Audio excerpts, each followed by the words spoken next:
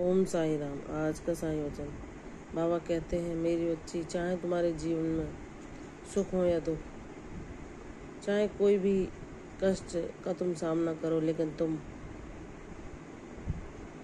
अपने विश्वास को इतना अटूट बनाओ कि कोई भी परिस्थिति तुम्हारे विश्वास को हिला न सकें, तुम्हारी श्रद्धा को कमज़ोर न कर सकें। हमारे जीवन में हम जो कुछ भी पाते हैं वह सिर्फ हमारे कर्मों का ही लेखा जोखा होता है, लेकिन जब हम ईश्वर को अपना साथी मानते हैं, अपना गुरु मानते हैं, अपना सखा मानते हैं, अपना माता पिता, सब कुछ उन्हीं को मानते हैं, तो हमारे जीवन में जो कुछ भी होता है हम अपने ईश्वर से अपनी हर दुविधा को सुलझाने के लिए प्रार्थना करते हैं। तो बाबा कहते हैं, मेरे बच्चे, जो मुझे चुनता है या जिसे मैं अपनी भक्ति के लिए चुनता हूँ, अपना कृपा पात्र बनाता हूँ, चाहे उसके जीवन में कितने भी उतार चढ़ाव आए, मैं उसे एक पल के लिए भी अकेला नहीं छोड़ता। तुम यह ना सोचो कि कभी तुम्हें आर्थिक समस्याएं परेशान करती हैं, कभी तुम्हें शारीरिक परेशानियां घेर लेती हैं, कभी तुम्हें मानसिक उलझनें थकाती हैं। मेरी बच्ची, चाहे कितनी भी तुम्हारी परीक्षा हो, लेकिन तुम्हारी जीत मेरे द्वारा लिखी जा चुकी है। मैंने तुम्हारे लिए क्या लिखा है यह तुम भी नहीं जानती। बस मुझ पर विश्वास करो, अपने कर्मों को पावन रखो। जो तुमने मेरे दिखाए मार्ग पर चलना शुरू किया है उसे सदैव ऐसे ही रखना, चाहे तुम्हारे जीवन में एक बड़ा परिवर्तन क्यों ना आ जाए।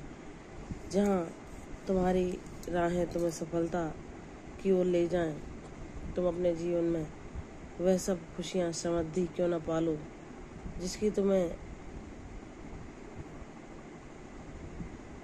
मुझसे इच्छा की है। लेकिन मेरी बच्ची, तुम अपने कर्मों को ऐसे ही पावन रखना जैसे आज हैं। अपने चरित्र को ऐसे ही रखना, निर्मल कोमल, सबके लिए सरल, सब के दुख में दुखी होने वाला, सबको प्रेम और करुणा देने वाला। और तुम मुझसे यही मांगती हो ना कि बाबा, मुझे अपने चरणों से दूर कभी मत करना। मेरे जीवन का सार आपको पाना ही हो। मेरे जीवन का उद्देश्य आपकी भक्ति ही बने, तो यह अवश्य होगा। मेरी बच्ची, जिसको मैं अपनी भक्ति के लिए चुनता हूँ उसका हित और कल्याण करना मेरी ही जिम्मेदारी होती है। मैं कभी उसे गलत मार्ग पर नहीं भटकने देता। मैं अपने भक्त का शुभचिंतक सदैव रहता हूँ। उसके मार्ग से सभी रुकावटों को हटाकर उसे ऐसे मार्ग पर ले जाता हूँ जहाँ शांति, प्रसन्नता, संतोष सदैव के लिए उसके साथी बनते हैं। वह हर परिस्थिति में सामंजस्य स्थापित करना सीख जाता है। मेरी बच्ची, मैं जानता हूँ तुमने इतने छोटी सी जीवन में जो बड़े बड़े संकटों का सामना किया है, अपने प्रियजनों के साथ को भी, जो तुम्हें अपने प्राणों से भी प्रिय थे, उनके उन प्यारे माता पिता को भी तुमने अपने जीवन से जाते हुए देखा। लेकिन जब मैंने तुम्हें ज्ञान दिया तो तुम उस मोह से भी उबर पाए कि हर कोई हमारे जीवन में अपने अभिनय को पूर्ण करने के लिए और हमें कुछ न कुछ सिखाने के लिए आता है। और जब उनका अभिनय पूर्ण हो जाता है तो वह संसार से रंगमंच की भांति अपना अभिनय करके विदा ले लेते हैं, और सब ईश्वर की इच्छा के द्वारा ही होता है। लेकिन जो संघर्षों भरे जीवन में भी ईश्वर की ओर आकर्षित होता है, ईश्वर उसे अपनी ओर बुलाते हैं और उसका हाथ थाम लेते हैं, तो जीवन की कोई भी चुनौती उसे परास्त नहीं कर सकती। वह ईश्वर के दिखाए मार्ग पर चलता है, चाहे उसके जीवन में उसकी कितनी भी परीक्षाएं क्यों न ली जाएं, लेकिन उसका जीवन दूसरों के लिए प्रेरणा बनकर प्रस्तुत होता है। मेरी बच्ची, तू चिंता ना कर। तू एक वीर योद्धा की भांति तूने हर परेशानी का सामना मेरा नाम लेकर किया है। चाहे तेरे जीवन की परिस्थितियों ने, चुनौतियों ने तुझे कितना भी परखा हो, कितना भी उस अग्नि में तपाया हो जहाँ